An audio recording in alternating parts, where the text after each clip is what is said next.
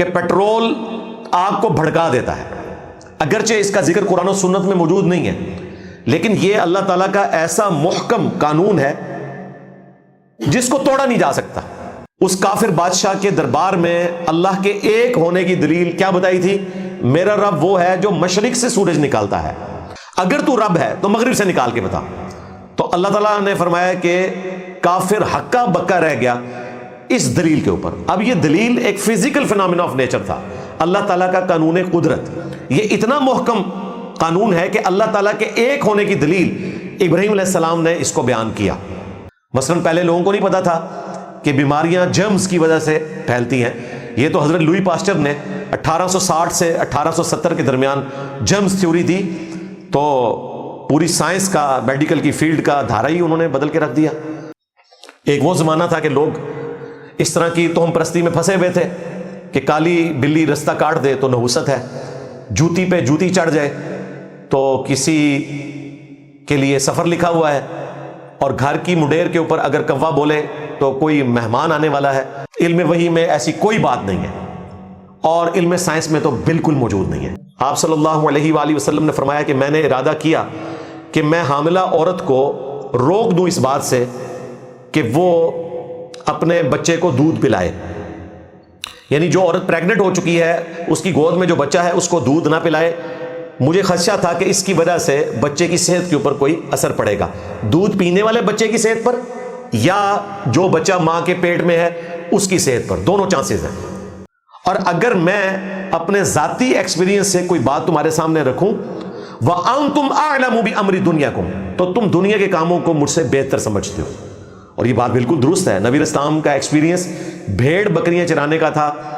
آپ علیہ السلام کا کھیتی باڑی کا کوئی ایکسپیرینس نہیں تھا. نبی علیہ السلام ہمارے ہدایت کے امام ہیں. اگر آپ علیہ السلام ہمارے سائنس کے امام بن کر آتے تو یقیناً آپ علیہ السلام کو اللہ تعالیٰ ایٹم بم بنانے کا طریقہ بھی بتاتا اور وہ امت تک کنوے بھی کرتے ہیں. کہ اس کے اوپر جو باب باندھا گیا صحیح مسلم میں، امام نووی نے جب اس کی تبویب کی جو پوری دنیا میں رائج ہے 7ویں صدی ہجری کے اندر، اس میں ہیڈنگ میں لکھا ہے کہ کن معاملات میں رسول اللہ کی اطاعت واجب ہے اور کن معاملات میں واجب نہیں ہے. کہ نبی صلی اللہ علیہ وآلہ وسلم کا مشورہ ان معاملات میں لیا جائے گا جو وحی کی تائید کے ساتھ ہمارے دین سے متعلقہ ہے. اللہ تبارک و تعالیٰ نے ہمیں 2 ہی علوم کا پابند کیا ہے. ایک ریویلڈ نالج، کتاب و سنت کا علم جو اللہ تعالیٰ انبیاء اکرام علیہ السلام کے ذریعے امتوں کو عطا فرماتا ہے، اور دوسرا ایکوائرڈ نالج، سائنس کا علم، the knowledge obtained through observations and experiments. یہ ہے سائنس کا علم. دنیا میں کوئی بھی ایکٹیویٹی پرفارم ہو ایکسٹرا آرڈنری، یا تو سائنس اس کی تصدیق کرے یا علم وحی اس کی تصدیق کرے تو ہی وہ درست ہوگا، ادروائز فراڈ پر مبنی ہوگا. اللہ تعالیٰ نے سورہ بنی اسرائیل کی آیت نمبر 36 میں جو 9th کمانڈ نازل فرمائی، 10 کمانڈمنٹس کا جو قرآنک ورژن ہے، وَلَا تَقْفُ مَا لَيْسَ لَكَ بِهِ عِلْمٌ إِنَّ السَّمْعَ وَالْبَصَرَ وَالْفُؤَادَ كُلُّ أُولَئِكَ كَانَ عَنْهُ مَسْئُولًا. اے انسان، کسی چیز کی پیروی اس وقت تک مت کر جب تک کہ تجھے اس کے بارے میں ڈیفینٹ علم حاصل نہ ہو جائے. بے شک آنکھ، کان اور عقل، دل ہو یا دماغ، کوئی بھی چیز، اس کے بارے میں تم سے پوچھا جائے گا تم نے ان 3 انسٹرومنٹس کو استعمال کر کے حق بات تک پہنچنے کی کوشش کیوں نہیں کی. تو بھئی یہ 3 انسٹرومنٹس اللہ تعالیٰ نے دیے ہیں. ان کے ذریعے ہم علم وحی سے بھی استفادہ کرتے ہیں اور علم سائنس سے بھی، یعنی ریویلڈ نالج سے بھی، ایکوائرڈ نالج سے بھی. ایکوائرڈ نالج، سائنس کے علم نے ہمیں بتایا ہے کہ پیٹرول آگ کو بھڑکا دیتا ہے. اگرچہ اس کا ذکر قرآن و سنت میں موجود نہیں ہے، لیکن یہ اللہ تعالیٰ کا ایسا محکم قانون ہے جس کو توڑا نہیں جا سکتا، الا یہ کہ وقت کا پیغمبر موجود ہو اور کوئی معجزانہ معاملہ ہو جائے. ادروائز یہ محکم قانون ہے. اسی طریقے سے پانی کے اندر اللہ تعالیٰ نے بوائنسی کی فورس رکھی ہے، قوت اچھال، جس کی وجہ سے ہزاروں نہیں لاکھوں ٹن وزنی بحری جہاز سمندروں میں تجارتی سفر کے اوپر روانہ ہے. اور یہ اتنا محکم قانون ہے کہ یہ ٹوٹتا ہی نہیں ہے، الا یہ کہ اللہ تعالیٰ اپنے پیغمبر کے لیے توڑ دے، جس طرح کہ سمندری جھیل میں راستہ موسیٰ علیہ السلام کے لیے اللہ تعالیٰ نے بنا دیا تھا. لیکن دنیا کے اعتبار سے یہ محکم قوانین ہیں، فزیکل فینامنا آف نیچر. اگر یہ محکم نہ ہوتے تو سائنس کبھی بھی ترقی نہ کر سکتی. اگر ایک دفعہ پیٹرول کو آگ دکھانے سے وہ جلتا اور اگلی دفعہ نہ جلتا، یا 50 دفعہ آگ دکھائی جائے 40 دفعہ وہ جلے اور 10 دفعہ نہ جلے، تو آپ اس بنیاد پہ بھی کوئی فیصلہ نہیں کر سکتے تھے۔ آپ دیکھیں اگر آپ کا موٹر بائک ٹھیک ہے تو آپ جتنی دفعہ مرضی کک ماریں، ضرور بالضرور وہ سٹارٹ ہوتا ہے اور پیٹرول جو ہے انرجی آپ کو پرووائڈ کرنا شروع کر دیتا ہے۔ یہ اللہ تعالیٰ کے محکم قوانین ہیں، فزیکل فینومینا آف نیچر۔ یہ فزیکل فینومینا آف نیچر اتنے محکم ہیں کہ حضرت ابراہیم علیہ السلام نے اس کافر بادشاہ کے دربار میں اللہ کے ایک ہونے کی دلیل کیا بتائی تھی؟ میرا رب وہ ہے جو مشرق سے سورج نکالتا ہے ود رسپیکٹ ٹو زمین۔ ویسے تو سورج نکلتا یا غروب نہیں ہوتا، یہ ریلیٹو موشن میں بات ہو رہی ہوتی ہے لٹریچر کی زبان میں۔ اگر تو رب ہے تو مغرب سے نکال کے بتا۔ تو اللہ تعالیٰ نے فرمایا کہ کافر ہکا بکا رہ گیا اس دلیل کے اوپر۔ اب یہ دلیل ایک فزیکل فینومینا آف نیچر تھا، اللہ تعالیٰ کا قانون قدرت۔ یہ اتنا محکم قانون ہے کہ اللہ تعالیٰ کے ایک ہونے کی دلیل ابراہیم علیہ السلام نے اس کو بیان کیا۔ اس سے یہ پتا چلا کہ جو فزیکل فینومینا آف نیچر ہیں یہ اللہ تبارک و تعالیٰ کے بنائے ہوئے ہیں، ان کو آن کرنا، سائنس کو آن کرنا، یہ ہمارے ایمان کا حصہ ہے۔ سائنس کا جو علم ہے یہ اللہ تبارک و تعالیٰ کے فعل جو اس کائنات میں ہزاروں نہیں، لاکھوں نہیں، کروڑوں نہیں، اربوں اشکال میں پھیلے ہوئے ہیں۔ اللہ تعالیٰ کے افعال، امر کن کے ذریعے یہ ساری چیزوں کا ہونا، اللہ تبارک و تعالیٰ نے اس چیز کے علم کو انسان کو وقت کے ساتھ ساتھ سکھایا ہے۔ اللہ تعالیٰ کے افعال کا علم، فزیکل فینومینا آف نیچر کا علم۔ اور اللہ تبارک و تعالیٰ کا قول جو ہے وہ قرآن ہے، جو ہمیں 1000 سے زیادہ آیات میں فزیکل فینومینا آف نیچر کی طرف گائیڈ کرتا ہے۔ اللہ کے قول اور فعل میں کوئی تضاد نہیں ہے۔ یہ کائنات اور اس میں ہونے والے تمام فینومینا اللہ تعالیٰ کے افعال ہیں، اور قرآن پاک اللہ تعالیٰ کا قول ہے۔ اللہ کے قول اور فعل میں کوئی فرق نہیں ہے۔ یہ ہو سکتا ہے کہ آپ کو فعل سمجھنے میں کوئی ایشو ہو، وقت کے ساتھ آپ کو پتہ چلے۔ مثلا پہلے لوگوں کو نہیں پتا تھا کہ بیماریاں جرمز کی وجہ سے پھیلتی ہیں۔ یہ تو حضرت لوئی پاسچر نے 1860 سے 1870 کے درمیان جرمز تھیوری دی، تو پوری سائنس کا، میڈیکل کی فیلڈ کا دھارا ہی انہوں نے بدل کے رکھ دیا۔ اور آج ہمیں بڑی آسانی سے پتہ ہے کہ ہم نے کس طریقے سے بیماریوں کے اوپر قابو پانا ہے، اور کس طریقے سے ہم نے اینٹی بایوٹکس یوز کر کے مختلف زخموں کی ہیلنگ کا معاملہ کرنا ہے۔ تو یہ اللہ تعالیٰ نے انسان کو ترقی کروائی ہے۔ ایک وہ زمانہ تھا کہ لوگ اس طرح کی توہم پرستی میں پھنسے ہوئے تھے کہ کالی بلی رستہ کاٹ دے تو نحوست ہے، جوتی پہ جوتی چڑھ جائے تو کسی کے لیے سفر لکھا ہوا ہے، اور گھر کی منڈیر کے اوپر اگر کوا بولے تو کوئی مہمان آنے والا ہے۔ اگرچہ آج بھی جاہل عوام اس کے اوپر یقین کرتی ہے، لیکن تعلیم کی برکت سے آلموسٹ اب اس طرح کی چیزوں کو لوگ توہم پرستی ہی کہتے ہیں اور اس کی مخالفت میں کھڑے ہیں۔ یہ سائنس کی برکت سے یہ ساری چیزیں ختم ہوئی ہیں، اور یہ اللہ تعالیٰ نے انسان کو ترقی کروائی ہے۔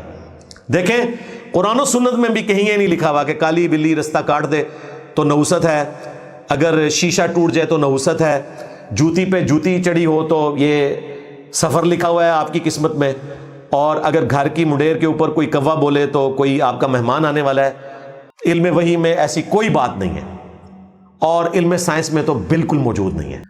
تو نہ تصدیق علم وحی کر رہی ہے اس طرح کی توہم پرستی کی، اور نہ سائنس کا علم کر رہا ہے۔ یہ دونوں علوم اللہ تعالیٰ کی طرف سے ہمارے لیے گفٹ ہیں۔ لہذا جب کبھی دنیا میں کوئی ایکٹیویٹی پرفارم ہو تو آپ نے اس کو یا علم وحی کی شکل میں ویریفائی کرنا ہے یا علم سائنس کی مدد سے ویریفائی کرنا ہے۔ اس کی میں آپ کو نبی علیہ السلام کی مبارک زندگی سے بھی مثال دیتا ہوں، جس طرح کہ ابراہیم علیہ السلام کی زندگی سے مثال میں نے قرآن پاک سے پیش کی۔ صحیح مسلم میں حدیث ہے، آپ صلی اللہ علیہ وآلہ وسلم نے فرمایا کہ میں نے ارادہ کیا کہ میں حاملہ عورت کو روک دوں اس بات سے کہ وہ اپنے بچے کو دودھ پلائے، یعنی جو عورت پریگننٹ ہو چکی ہے اس کی گود میں جو بچہ ہے اس کو دودھ نہ پلائے۔ مجھے خدشہ تھا کہ اس کی وجہ سے بچے کی صحت کے اوپر کوئی اثر پڑے گا، دودھ پینے والے بچے کی صحت پر یا جو بچہ ماں کے پیٹ میں ہے اس کی صحت پر، دونوں چانسز ہیں۔ پھر آپ علیہ السلام نے فرمایا کہ میں اس سے پیچھے ہٹ گیا، کیونکہ میں نے رومنز اور پرشینز کی عورتوں کو دیکھا کہ وہ پریگنیسی کی حالت میں اپنے بچوں کو دودھ پلاتی ہیں اور ان کے بچوں میں کوئی نقص نہیں ہوتا، تو میں نے اپنا ارادہ ترک کر دیا. آپ دیکھیں نبی علیہ السلام نے فزیکل فینومینا آف نیچر کو آبزرو کیا اور اس کے بعد اپنے اصحاب کو ایسا حکم دینے سے رک گئے کہ جو ان کے لیے تکلیف کا باعث بن سکتا تھا. لیکن آپ علیہ السلام نے فزیکل فینومینا آف نیچر کو ایک تجربے کی بنیاد کے اوپر اخذ کیا. ظاہر ہے انسان نے اپنے تجربات کے ذریعے چیزیں لرن کی ہیں، تو یہ بہت بڑا ثبوت ہے. اسی طریقے سے جو تعبیر نخل والی حدیث ہے جو مسلم شریف میں اوپر تلے 3 احادیث ہیں، میں نے اپنی کئی ایک ویڈیوز میں بیان کی کہ نبی علیہ السلام جب ہجرت کر کے مدینہ شریف آئے تو مدینہ کے لوگوں کو دیکھا کہ وہ کھجور کی اچھی فصل حاصل کرنے کے لیے نر اور مادہ کا ملاپ کروایا کرتے تھے. تو آپ صلی اللہ علیہ وآلہ وسلم ان کسانوں کے پاس سے گزرے تو آپ نے فرمایا یہ کیا کر رہے ہو؟ تو انہوں نے عرض کیا یا رسول اللہ اس کے ذریعے فصل اچھی ہوتی ہے. آپ علیہ السلام نے فرمایا کہ اگر ایسا نہ کرو تو کیا ہے؟ انہوں نے کہا یا رسول اللہ اگر ایسا نہیں کریں گے تو فصل کم ہوگی. آپ علیہ السلام وہاں سے چلے گئے. آپ نے مشورتاً ایک بات کی، کوئی حکم نہیں فرمایا، لیکن صحابہ کرام نے اسے حکم ہی سمجھ لیا. اس سال انہوں نے وہ نر اور مادہ کا ملاپ نہیں کیا. ظاہر پودوں میں بھی نر اور مادہ کا معاملہ ہوتا ہے. ان کی فصل کم ہو گئی. شکایت لے کے نبی علیہ السلام کے پاس آئے کہ یا رسول اللہ آپ نے مشورہ دیا تھا، ہماری تو فصل کم پڑ گئی. آپ علیہ السلام نے کوئی 295C نہیں لگائی، کوئی توہین رسالت والا معاملہ آپ نے ایگزیکیوٹ نہیں کیا، بلکہ آپ نے اس سوال کا جواب دیا. آپ نے فرمایا کہ میں نے تو صرف تمہیں مشورہ دیا تھا، اگر میں اللہ کے ریفرنس سے کوئی بات کروں تو وہ تمہارے لیے ماننا ضروری ہے، اور اگر میں اپنے ذاتی ایکسپیرینس سے کوئی بات تمہارے سامنے رکھوں وَأَنْتُمْ أَعْلَمُ بِأَمْرِ دُنْيَاكُمْ تو تم دنیا کے کاموں کو مجھ سے بہتر سمجھتے ہو. اور یہ بات بالکل درست ہے. نبی علیہ السلام کا ایکسپیرینس بھیڑ بکریاں چرانے کا تھا.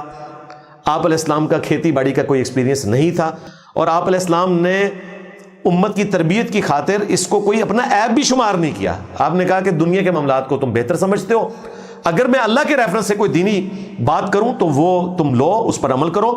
اگر میں کوئی مشورہ دوں تمہارے دنیاوی کاموں میں تو تم اپنے دنیا کے کاموں کو مجھ سے بہتر سمجھتے ہو. اب یہ حدیث ایسی ہے کہ جو انسان کا قبلہ درست کر دیتی ہے. جہاں اس حدیث میں ایتھیسٹ کا جواب موجود ہے جو کہتے ہیں کہ تمہارے نبی نے ایٹم بم بنانے کا طریقہ کیوں نہیں بتایا، تو ہم کہیں گے کہ ہمارے نبی علیہ السلام کو اللہ تعالیٰ نے اس کام کے لیے دنیا میں نہیں بھیجا تھا، وہ ہمارے ہدایت کے امام ہیں. یہ جو ایکوائرڈ نالج ہے یہ وقت کے ساتھ ساتھ اللہ تعالیٰ انسانوں کو عطا فرماتا ہے. اس کا علم کسی کو دینا یا نہ دینا یہ کسی کی کوئی کمزوری والا معاملہ نہیں ہے. نبی علیہ السلام ہمارے ہدایت کے امام ہیں. اگر آپ علیہ السلام ہمارے سائنس کے امام بن کر آتے تو یقیناً آپ علیہ السلام کو اللہ تعالیٰ ایٹم بم بنانے کا طریقہ بھی بتاتا اور وہ امت تک کنوے بھی کرتے. لہٰذا یہ مسئلہ تو ہوا کلیئر. دوسرا، اس سے یہ پتہ چلا کہ آپ صلی اللہ علیہ وآلہ وسلم نے اپنے حق میں اس کو کوئی عیب شمار نہیں کیا، اس حوالے سے کہ آپ علیہ السلام کے مشورے کی وجہ سے فصل کم ہوئی تو آپ علیہ السلام اس کو چھپانے کی کوشش کرتے. آپ نے کلیئر کٹ کہا کہ اپنے دنیاوی معاملات کے اندر تم اپنے امور کو بہتر سمجھتے ہو. اور امت نے یہ ایسا سبق سیکھا کہ اس کے اوپر جو باب باندھا گیا صحیح مسلم میں، امام نووی نے جب اس کی تبویب کی جو پوری دنیا میں رائج ہے 7ویں صدی ہجری کے اندر، اس میں ہیڈنگ میں لکھا ہے کہ کن معاملات میں رسول اللہ کی اطاعت واجب ہے اور کن معاملات میں واجب نہیں ہے. اب ہمارے لیے تو بڑی عجیب چیز ہے کہ واجب نہیں ہے، اور نیچے یہ 3 احادیث لے کر آئے یہ بتانے کے لیے کہ نبی صلی اللہ علیہ وآلہ وسلم کا مشورہ ان معاملات میں لیا جائے گا جو وحی کی تائید کے ساتھ ہمارے دین سے متعلقہ ہیں. باقی معاملات میں نبی صلی اللہ علیہ وآلہ وسلم نے امت کو اوپن چھوڑ دیا ہے کہ اپنے ایکسپیرینس کے ذریعے جو تم لرن کرتے ہو اس معاملے کو اسی طریقے سے لے کر چلو.